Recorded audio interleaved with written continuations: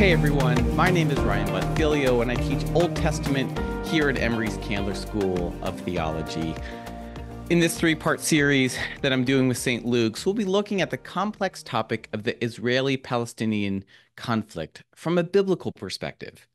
Doing so will not provide a simple solution on how to bring peace to the Middle East. Nevertheless, the conflict does have deep roots in history, and it's also often tangled up in theological questions about God, the land, and the people of Israel. And in my experience, it's often what we misunderstand about the Bible and what the Bible says about the land of Israel that often gets in the way of productive conversations about the present day conflict.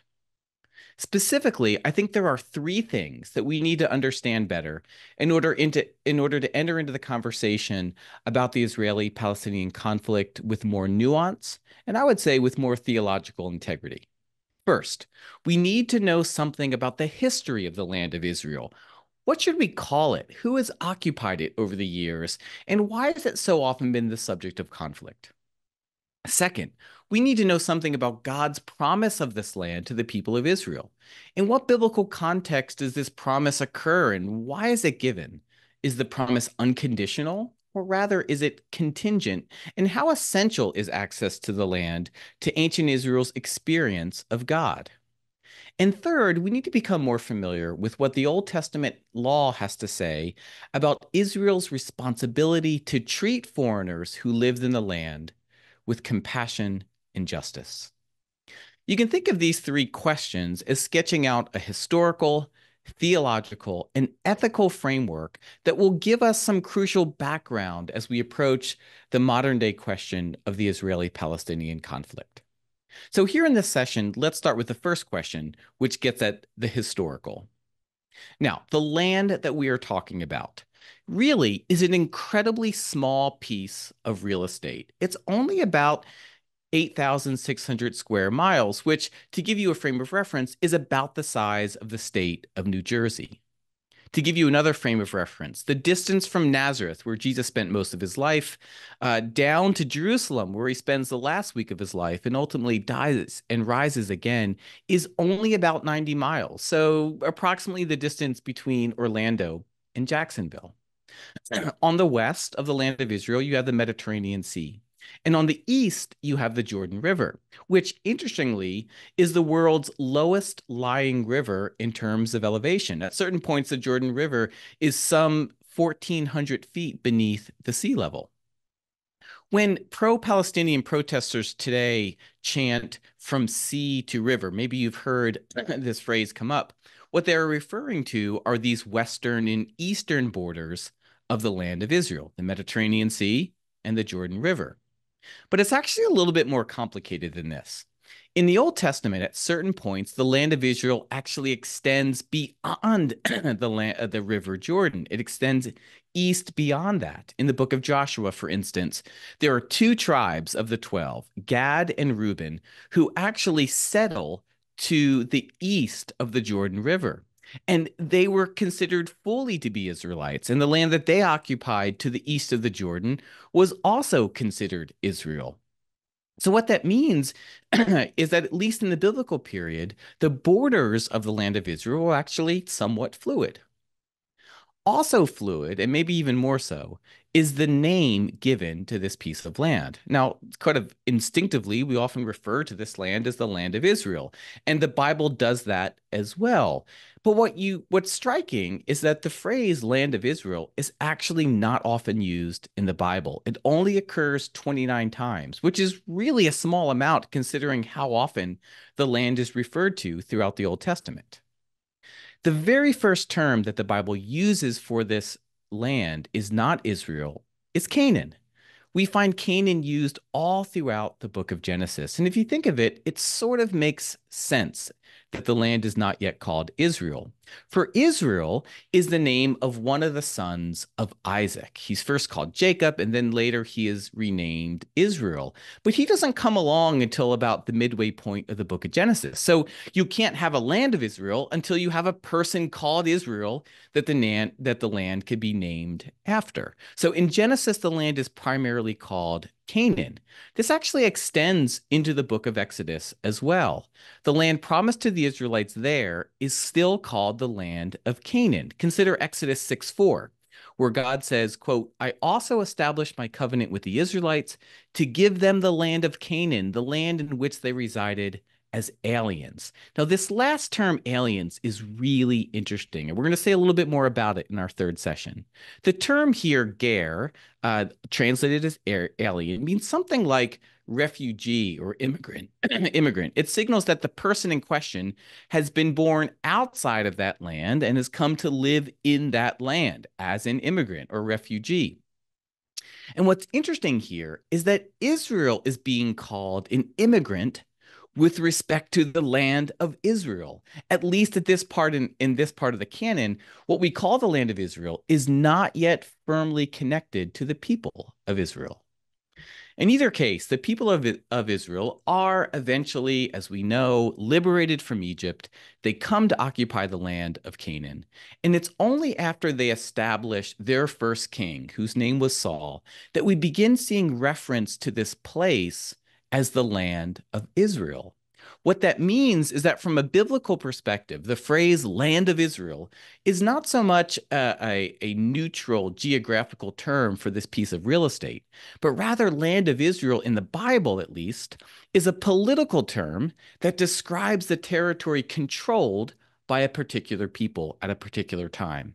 In other words, the Bible uses land of Israel only when Israel's monarchy exists. That's why when the monarchy eventually dissolves in 922 BCE, different names are used for the different parts of the land. So, for instance, after the time of Solomon, the 10 northern tribes become their own nation, and that land, though sometimes called Israel, is more commonly called Ephraim, which is the name of the land of one of the tribes, but that name of that tribe becomes the name of the land itself. The two southern tribes also become their own nation after 922, and they're not referred to as Israel any longer. They're referred to as Judah, which is also the name of one of the two tribes in that southern kingdom. Here's what this means. For most of biblical history, and this is really weird, but for most of biblical history, the term Israel only applies to part of the land and not even the part that includes Jerusalem. Now, what about at the time of Jesus? What's the land called then? Well, at that point, the most common term for the land is Judea, which is simply the Greek translation of Judah. And so this is the term that you're going to find all throughout the New Testament, such as in Matthew 2:1, which says that Jesus was born in Bethlehem of Judea. At that time, however, what you need to keep in mind is that Judea really is a much smaller area than modern day Jerusalem. It only consisted of Jerusalem and sort of the areas just around Jerusalem. Jesus, in fact, lived up north in the Galilee, and strictly speaking, the Galilee was not part of Judea. So this is really weird. Jesus spent most of his life outside of Israel, or outside of what then was called Judea, the name that we typically associate with that land. In fact, that land of the Galilee was governed by an entirely different ruler than Judea. That's why in the New Testament, you'll hear about Herod Antipas. He's the ruler in the north, in the Galilee, while the scripture refers to Pontius Pilate as the ruler in Judea. So this has been a lot, but let me pull some of it together. Even if we limit ourselves to the Bible, we only can use Bible phrases for this land. The land that we are talking about today actually goes by many different names. The Bible alone refers to this piece of property as Canaan, Israel, Ephraim, Judah, and Judea, and maybe even sort of Galilee. The name was not stable, nor were the borders of this land stable throughout history. Here's another really important thing to note. This is a really big footnote that we have to pay attention to. It has to do with what the Bible doesn't call the land of Israel. Nowhere in the Old Testament, or the New for that matter, is the land of Israel ever referred to as Holy Land or promised land. And this is really strange because many of us use Holy Land or Promised Land sort of as synonyms for the land of Israel. We take it for granted that the Bible thinks of this land as a promised land or a holy land. But these terms itself are not found in Scripture. Now, this doesn't mean that we can't describe the land as a promised land or a holy land. Those concepts are there for us in the Scriptures, but those phrases are not. So when we do use the words like promised land or holy land to describe this piece of property, we need to recognize that what we are doing, on the one hand, is not strictly speaking biblical. And on the other hand, when we use these phrases, we need to recognize that these terms are fraught with theological judgment and so should be used very carefully.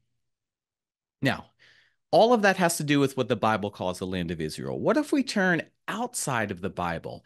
What is this land referred to in other parts of the world throughout history? Well, one important term that I want you to know is the phrase land beyond the river. That's what the Mesopotamians and the Babylonians and the Assyrians and even later the Persians would have used to refer to this land. They didn't call this land Israel. They called it the land beyond the river. And if you think of it, if you're in Mesopotamia, which is way east of the Jordan, the land of Israel is the land beyond the Jordan. That is the land to the west of the Jordan. In fact, this word meaning beyond in ancient Semitic languages, in ancient Mesopotamian, was avar. And so that idea of the people beyond Israel or beyond the Jordan, excuse me, actually becomes the way in which the Mesopotamians refer to the Israelites. They're the beyond the Jordan people, or they are the Ivri. And that word Ivri, you might even hear it a little bit. It sounds very close, especially in Hebrew, to the word Hebrew.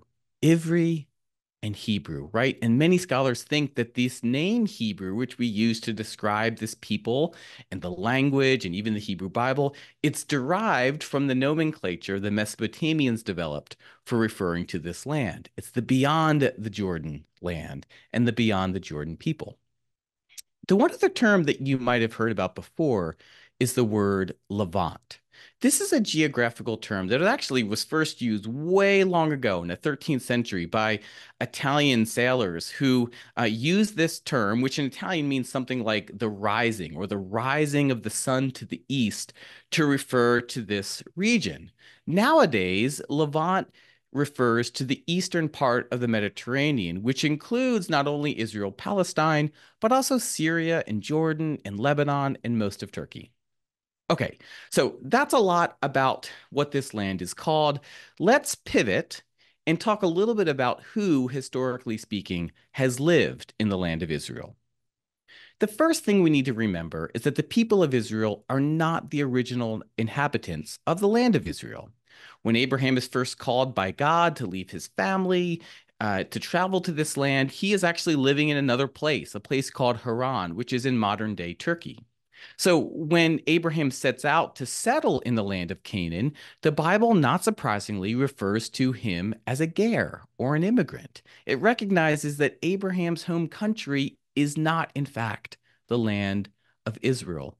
Other people would have occupied this land long before Abraham, and generically, the Bible refers to those people as the Canaanites. This is true during the time of the ancestors, but it's also true all the way up through the time of Joshua. When Israel first arrives in the land, which was about 1250 BCE, the land is said to be occupied by, quote, Canaanites, Hittites, Hivites, Perizzites, Girgashites, Amorites, Jebusites, and Budlites. Okay, that last one I made up. That's not in the Bible. But all the other seven names are actually named in the Bible. And this seven-name list of the inhabitants of the land of Israel actually is repeated many times throughout the Old Testament. The distinction between what a Hittite and a Hivite is relatively blurry, and they're probably not to be thought of as different ethnicities or different nationalities. They're probably a group of people that were closely related, almost like city-states might have been related in ancient Greek. For those of you who are Game of Thrones fans, you might think of these seven people that the Bible references as something like the house clans that occupy Westeros. In either case, After the conquest of Joshua, the thing I want you to know is that non-Israelites continue to live with Israel in the land of Israel, right? So even after Israel had gained control of this territory, the land wasn't exclusively occupied by Israelites. Other people still lived in this land. In fact, if you're reading through First and Second Samuel and other parts of the Bible, one of those people that you often will hear about are the Philistines. These are people who came from the west, somewhere in the Aegean, and they settled in the southwest corner of the land of Israel about the same time the Israelites would have come to first occupy this land. In fact, Gaza, and this would have been the region of the Gaza Strip, by the way, that the Philistines occupied. And the name Gaza was the name of one of the five major Philistine cities that they established, along with Ashkelon, Ekron, Ashdod, and Gath. Now, here's what's interesting. In Latin, the word Philistine is translated Palestine. So our modern day Palestine, that word, and even Palestinians, is a Latinized version of this ancient word Philistine. And this term, Palestine, becomes used as the official political title for Israel, or excuse me, for the land west of the Jordan, mandated to Britain in 1920 after the Ottoman Empire fell in the First World War. Now, in either case, here's what we're beginning to see in the Bible.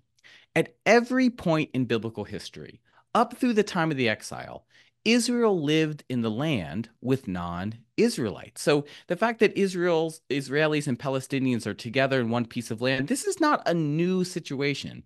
Israel has almost always lived in the land with other people. These people in the biblical world, at least, were not separated into two separate states.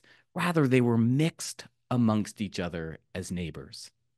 The situation actually becomes even more complicated during the time of the exile. When we talk about the exile, we often emphasize the fact that some Israelites would have been forcibly deported from Israel to live in Babylonia. And that's true, that did happen. But at the same time, the Babylonians took other people who were living throughout their vast empire and forced them to live in the land of Israel. So think about it. During the exile, not only were some Israelites removed from the land, but all of these other people were moved into the land, such that the diversity of the people in Israel increased exponentially during the period of the exile. What's more, when the exile eventually comes to a close in 539 BCE, we typically think that all of the Israelites who were living in Babylonia automatically come back to live in Jerusalem or the surrounding area. And some people definitely did. But here's the thing, friends. Many people did not come back. Many Israelites continued to live scattered outside of the land of Israel. This situation with Israelites and then later Jews living outside of the land or scattered is often referred to as the diaspora, which in Greek simply means the dispersion. By the time we get to Jesus, the reality is that most people who worship the God of Israel actually lived outside of the land of Israel. Only about 10% of followers of Yahweh at the time of Jesus actually lived in the land of Judea and the Galilee. And conversely, many people who were not Israelite lived in the land that we now call Israel. You can imagine the situation in terms of a Venn diagram. Where there is overlap between the two circles, we have Israelites living in the land of Israel. This would have been people like David or Solomon.